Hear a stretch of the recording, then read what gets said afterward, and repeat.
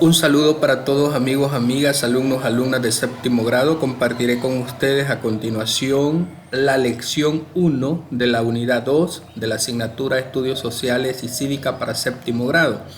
La unidad número 2 se llama Centroamérica desde una perspectiva cultural, económica, política e integracionista, y la lección 1 se titula Época prehispánica y descubrimiento. Vamos a iniciar con las actividades de motivación. La creación según el Popol Vuh. Primero todo era silencio, había mucha calma, no había nada que estuviera en pie en toda la faz de la tierra, solo existía el mar en reposo y un cielo apacible. Todo era oscuro, solo Tepeu y Gucumax estaban en el agua rodeados de claridad. Ellos son los que disponen de la creación de árboles, bejucos, nacimiento de la vida y del hombre. Se formó el corazón del cielo. Mediante su palabra ellos hicieron emerger la tierra, dijeron tierra y esta fue hecha. Así sucesivamente surgieron el día y la noche, las montañas y valles, brotaron pinares, también se crearon las corrientes de agua y los arroyos corrieron libremente y los animales. Este es un fragmento del Popol Vuh. Según el Popol Vuh, el ser humano fue creado de maíz.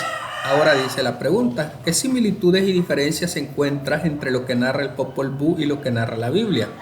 Bueno, la característica común es que existe una fuerza creadora a partir de la cual surge todo lo que existe. Vamos con el tema Centroamérica y sus periodos históricos, época prehispánica, época colonial y época republicana. Al periodo en el que surgieron y se desarrollaron las sociedades mesoamericanas se le llamó época prehispánica. En estos periodos se construyeron los primeros asentamientos humanos, las grandes civilizaciones como la maya y azteca alcanzan su apogeo, las sociedades logran una organización social, política, militar y religiosa compleja y las ciudades llegan a su máximo desarrollo arquitectónico y tecnológico. Con la llegada de los españoles termina el periodo posclásico y se inicia la época colonial, que tiene dos momentos, la conquista y la colonización. Continuamos entonces con el tema primeros pobladores de Mesoamérica. El periodo prehispánico abarca desde la llegada de los primeros humanos al continente americano hace más de 30.000 años hasta inicios del siglo XVI. Hay dos teorías principales que explican la llegada de seres humanos al nuevo continente.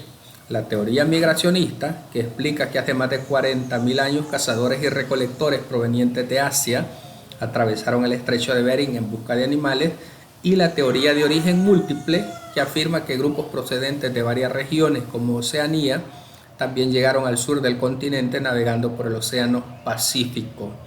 Luego vamos con la actividad 1, observa el mapa y apoyado con la información analiza y responde. Nos vamos a las respuestas que por cuestiones de desconfiguración de esta información las tenemos en una página aparte para poder contestarlas, y las respuestas son las siguientes. ¿Qué dificultades tuvieron los primeros pobladores para llegar a América? Condiciones climáticas adversas, difícil acceso a los alimentos necesarios, en algunos casos disputas bélicas entre grupos, tuvieron que caminar largas distancias desde el estrecho de Bering hasta la Patagonia. ¿Cuáles refutaciones puedes hacerles a las teorías migracionistas y a la del origen múltiple? Las refutaciones que pueden hacer referencia a los mismos son aquellas relacionadas con aspectos de la vida y de la tierra, es decir, los orígenes antiguos de las cosas que suceden por la naturaleza. Finalmente son hipótesis, es decir, pueden ser realidad o pueden ser aproximadas hechos reales o que se pudieron haber dado, a su vez basados en la ciencia. ¿Cuál es la diferencia entre la teoría migracionista y la teoría del origen múltiple? Que la teoría migracionista desde Asia atravesaron el estrecho de Bering, y la teoría del origen múltiple desde Oceanía atravesaron el Océano Pacífico y llegaron a América del Sur. ¿De acuerdo? Vamos a continuar entonces con el siguiente contenido, que corresponde a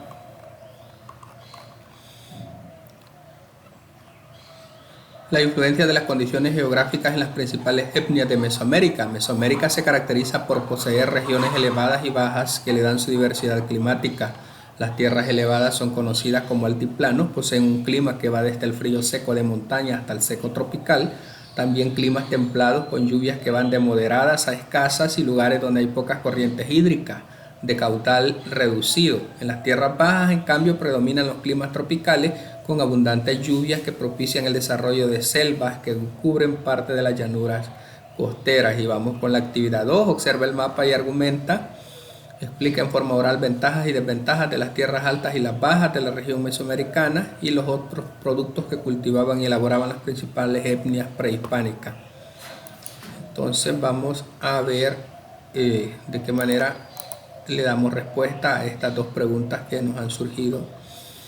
Explica en forma oral las ventajas y desventajas. Dice que las tierras altas, las ventajas es que tenían un clima variado, desventajas pocas corrientes hídricas. Las tierras bajas, las ventajas es que climas tropicales que permiten el desarrollo de selvas, bastantes corrientes hídricas y desventajas abundantes inundaciones que destruyen cultivos. Otros productos que cultivaban y elaboraban las principales etnias prehispánicas y la forma de intercambio con otros grupos. Bueno, tenemos en el caso del cacao, pieles, plumas, piedras de obsidiana que las utilizaban para herramientas y arma.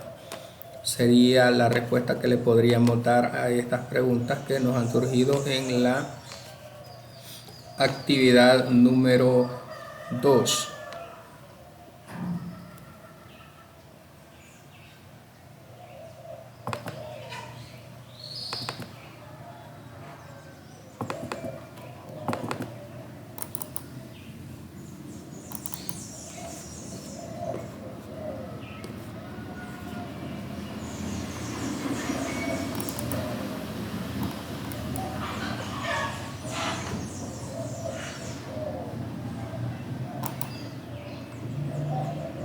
Vamos entonces a continuar con el siguiente contenido. Posterior al desarrollo de la actividad 2, tenemos la cultura material, alimentación, agricultura, arquitectura y espiritual, religión, valores y familia. El término cultura se define como el conjunto de modos de vida y costumbres, conocimientos y grados de desarrollo artístico, científico e industrial en una época o grupo social dentro de una sociedad. Esta se puede dividir en dos categorías, la cultura material y la no material. La cultura material se refiere a la totalidad de objetos que posee y crea el ser humano individual o colectivamente para desarrollar todas las actividades cotidianas. La cultura material es extensa, abarca las comidas, la forma de vestir, los juegos que se practican y las diferentes herramientas que se utilizan. La cultura no material se refiere a los elementos que están presentes en la cultura pero que son intangibles, por ejemplo los valores morales de cada sociedad, la religión, el lenguaje, las expresiones artísticas que forman parte del folclore de un pueblo y las formas de organización social. Y nos vamos a la actividad 3, la Ley Especial de Protección al Patrimonio Cultural de El Salvador reconoce como patrimonio cultural los bienes relacionados con la historia, el producto de las excavaciones, tanto autorizadas o no, los descubrimientos arqueológicos, los bienes de interés artístico, cuadros, pinturas y dibujos, la lengua náhuatl y las temas autóctonas, así como las tradiciones y costumbres, las técnicas y el producto artesanal tradicional, las manifestaciones plásticas, musicales, danzas, teatrales y literarias contemporáneas y cualquier otro bien cultural que al criterio del Ministerio puedan formar parte del Tesoro Cultural salvadoreño, construcciones arquitectónicas de más de 50 años. Lo que vamos a hacer es seleccionar uno de los patrimonios materiales o inmateriales heredados de la cultura mesoamericana y elaborar una propuesta para su rescate y conservación y argumentar la importancia de ese patrimonio para la identidad cultural local, nacional y centroamericana. Así es que nos vamos a identificar cuál podría ser ese patrimonio que nos han dejado las culturas mesoamericanas y que lo podemos rescatar y conservar. La cultura mesoamericana poseía un conocimiento realmente importante en el área de medicina, pero que poco a poco se fue desligando de sus costumbres debido a las influencias del occidente. Por ello es necesario que se siga tratando con mayor fuerza esta área, puesto que la herbolaria es un patrimonio inmaterial que no solo nos deja la conservación de esta cultura, también nos ayuda a mantener la salud de las poblaciones a nivel mundial a partir de las plantas medicinales, las cuales a través de la evolución tecnológica podemos mejorar y distribuir gratuitamente incluso a todas las poblaciones. De acuerdo, ahí estaríamos con las actividades que corresponden a esta nueva contenido que estábamos analizando. Vamos a continuar con el siguiente contenido que corresponde, en este caso sería las organizaciones políticos sociales de los pueblos prehispánicos de Centroamérica, semejanzas y diferencias. La estructura social en los pueblos prehispánicos constituía una unidad política y administrativa con tierras en común que eran distribuidas por un jefe titular o cacique. La unidad básica era la familia nuclear, en donde los matrimonios eran civiles, religiosos y estrictamente monogámicos. La sociedad estaba dividida en clases. Los nobles eran jefes, gobernadores, capitanes de guerra y sacerdotes. Los pochtecas se dedicaban al comercio. Los plebeyos trabajaban como agricultores, guerreros y artesanos. Los esclavos eran prisioneros de guerra y trabajaban como mano de obra. Las aldeas se organizaban en cacicazgos y estos formaban parte de un señorío, reino o principado. Entre ellos tenemos el reino Payaquí, el señorío de Cuscatlán, el señorío de los Izalcos, el principado mayalenca de Najochán. Vamos con la actividad 4. Observa la imagen. Ahí podemos ver la manera como estaban organizados, la organización política de los pueblos prehispánicos. Escribe en tu cuaderno las características de las estructuras sociales que se muestran en la imagen y compara el sistema de organización política prehispánica y el actual, explicando semejanzas y diferencias. ¿De acuerdo? Eso es lo que nos mandan a realizar ahorita. Poder analizar cómo estaban estructurados.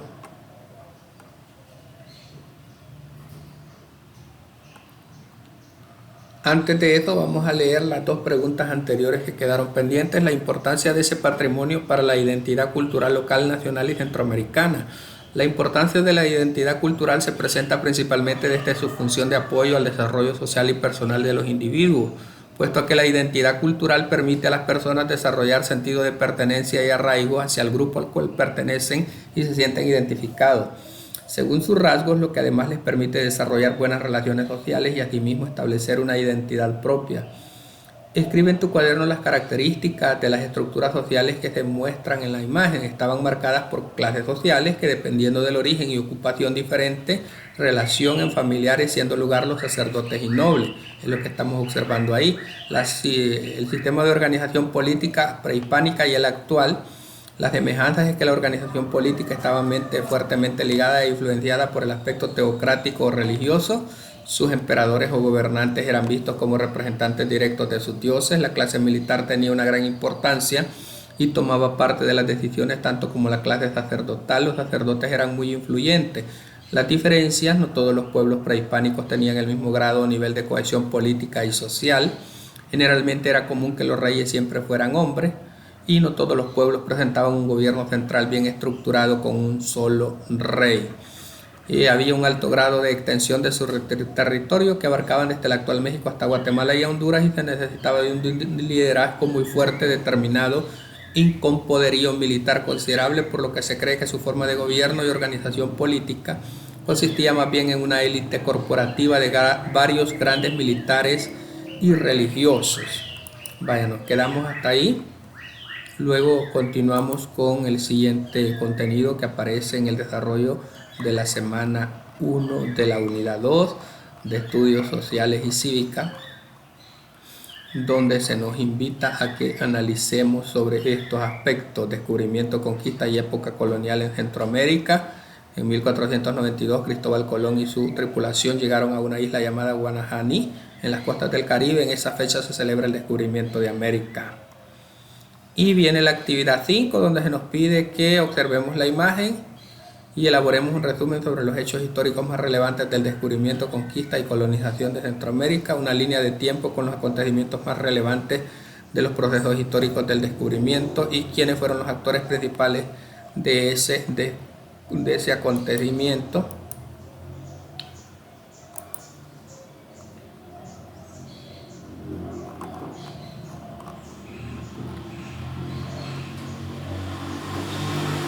La crisis económica que afectaba a España debido a la peste negra fueron los acontecimientos históricos que estuvieron cercanos al descubrimiento de América. La crisis política del Imperio Español, las tierras americanas sin explorar eran una opción para la búsqueda de nuevas riquezas. En 1492 ya no hubo más tierras que repartir, afectando a la pequeña nobleza y a la monarquía. La corona española impulsó la conquista al ofrecer cierta autonomía a los colonizadores que cooperaban con la Iglesia y el Estado para someter a los nativos. La conquista de Centroamérica se inicia desde Panamá en 1522, continuó con Costa Rica y avanzó al Golfo de Chorotega. Simultáneamente desde México una expedición enviada por Hernán Cortés conquista Guatemala y se prolonga al territorio salvadoreño. Los actores principales fueron los conquistadores, los conquistados, los colonizadores, los nuevos pueblos, los reyes de España, etc. ¿Cuál era la situación social y política de España al momento del descubrimiento? Antes del descubrimiento de América, en España gobernaban los reyes, pero ellos ignoraban que existía otro continente. Los reyes católicos Isabel I y Fernando V contrajeron matrimonio, unificando así los reinos de Castilla y Aragón y en general al incipiente imperio español. Y ya solo nos queda un subtema para poder completar las actividades que estamos desarrollando.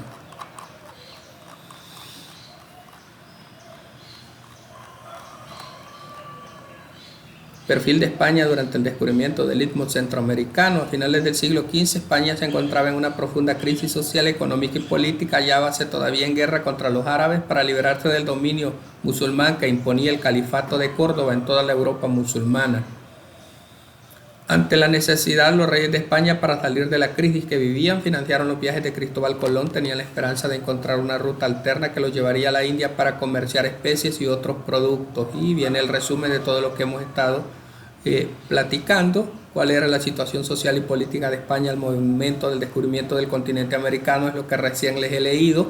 Y la última pregunta, ¿cómo afectó la peste negra a la economía y demografía española? Que es lo último que les vamos a presentar. Cómo afectó la peste negra a la realidad que estaba viviendo el reinado de España en esa época. Como consecuencias de la peste negra incluyeron una serie de trastornos religiosos, sociales y económicos que tuvieron profundos efectos en el curso de la historia europea. La peste negra fue una de las epidemias más devastadoras en la historia de la humanidad, que alcanzó su punto máximo en Europa entre los años 1347 y 1350. Redujo la población mundial de un total estimado de 450 millones a entre 350 y 375 millones. Se necesitaron 80 años y en algunas áreas más de 50 años para que la población de Europa se recuperase. Así es que de este modo hemos completado las actividades que corresponden a la unidad 2, lección 1 de la asignatura Estudios Sociales y Cívica para séptimo grado. Ha sido un gusto, muchas gracias, cuídense a todos y todas.